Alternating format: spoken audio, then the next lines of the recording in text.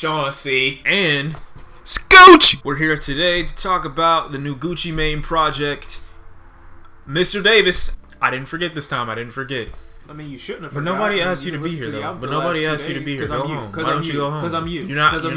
Anyway, Gucci Mane just hit us with a 17-track full album, and how do I feel about it? I'm feeling not too horrible about it. Ever since Gucci got released, he's been releasing mixtape after mixtape after mixtape. We got Droptopwop, we got Woptober, we got the return of East Atlanta Santa. Just a bunch of projects and more. Features on other people's albums, which have been pretty good in my opinion. I've been expecting a full body of work from Gucci for a minute, and I wanted to see if it would come through polished. I wanted to see if it would come through safe or censored. I wanted to see if it would come through as kind of a cohesive body of work that kind of details his experiences from transitioning from prison to everyday life, like civilian lifestyle. Instead of being the street guy that he kind of totes himself to be or toted himself to be in his previous work, I wanted to see if he had an evolution in this project, and that kind of happened. I'll sit here and tell you that majority of the songs on this project I can't say are bad. Even the ones that I didn't like are ones that are still tolerable. I think the appeal of Gucci Mane is the fact that he's kind of maintained his lane for so long without straying away from it. Like, he hasn't tried to do anything too incredibly dangerous for somebody like Gucci in terms of music. Nobody would look at Gucci Mane weird for making this type of music because he's been known for it. He's not tried to go out of his lane or try to do anybody else's style for a very long time. He's been pretty consistent. But I think the further appeal in Gucci is the fact that he's not trying to be a lyricist, or definitely not the best rapper. His music, as opposed to being the hardcore street anthems that he used to release in the past, not to say he doesn't release those still, just not as frequent. He's just so much more transparent now. Like, you really feel like you're getting to know who he is. You really feel like you're getting a look into his mind. You know, and even if some of the stuff that he's talking about isn't the deepest thing you ever heard of, it's nice hearing it come from somebody who just a few years ago was locked up. You need to have a connection with your fan base. You need to have people getting to know you and who you are for your music to even resonate, or for them to really click with anything that you're saying. Because, like I said, half of what Gucci Mane is saying on this project is not stuff that I really want to hear about in a rap song. I at least listen to it from Gucci because I feel like it's coming from a genuine place. I don't feel like he's talking about these things because they're cool or because it's the new fad.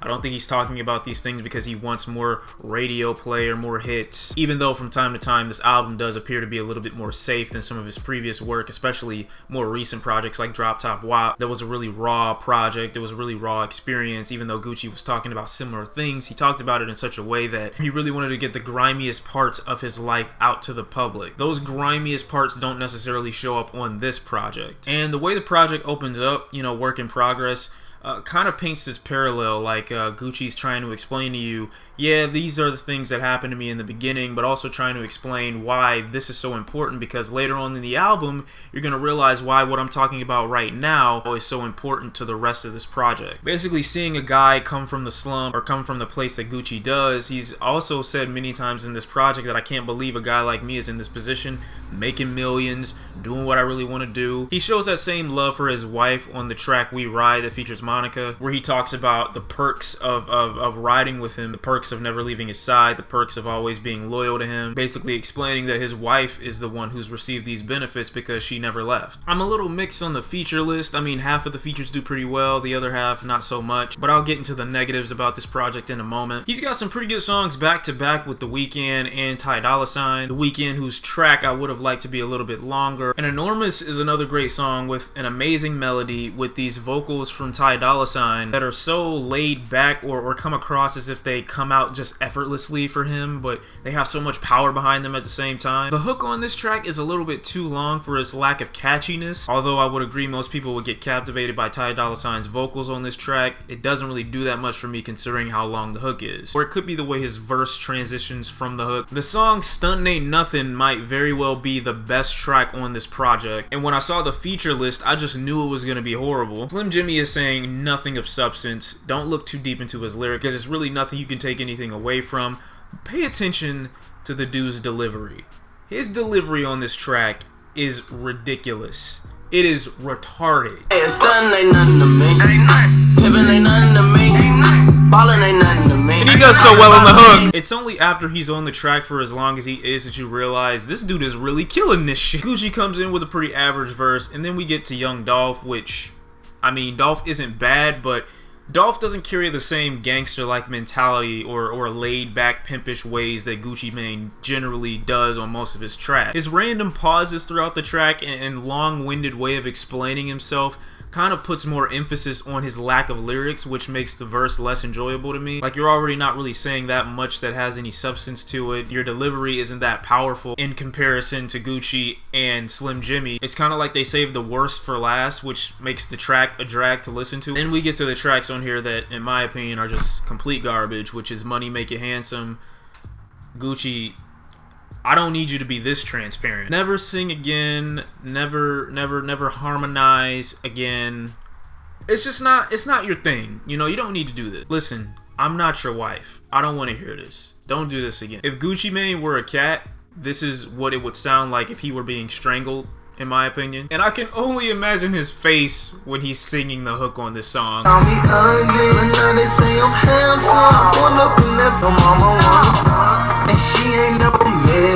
Yeah, that's the end of the album for me. And anybody want to tell me why Big Sean sounds like the 2010 version of Drake on the hook for Changed, or whoever Drake was emulating in 2010? It lacks any kind of catchiness or emotion. It's like Big Sean's trying so hard not to care while he's rapping on this song to the point where it adds nothing to it. And I gotta admit, I was pretty disappointed in the feature with A$AP Rocky. I wanted him to go a lot harder. The beat definitely called for it. And after Gucci Mane says her hair down her asshole, I love that shit.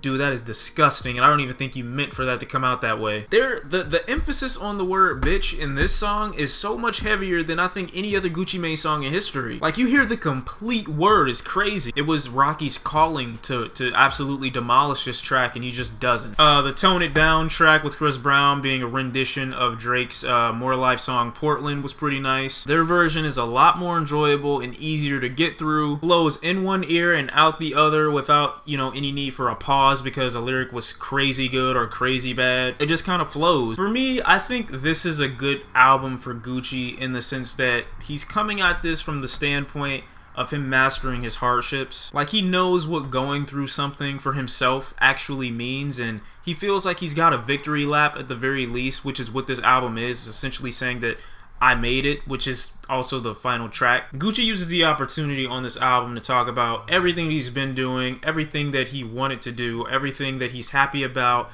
things that he misses, like friends that have passed away, and pretty much everything he's determined to maintain. Which is why my favorite track on here is Members Only. Running, ducking, falling and shit. Don't get involved with this shit because we all with this shit. Put thick, I might buy her new Louboutins. Ludicrous.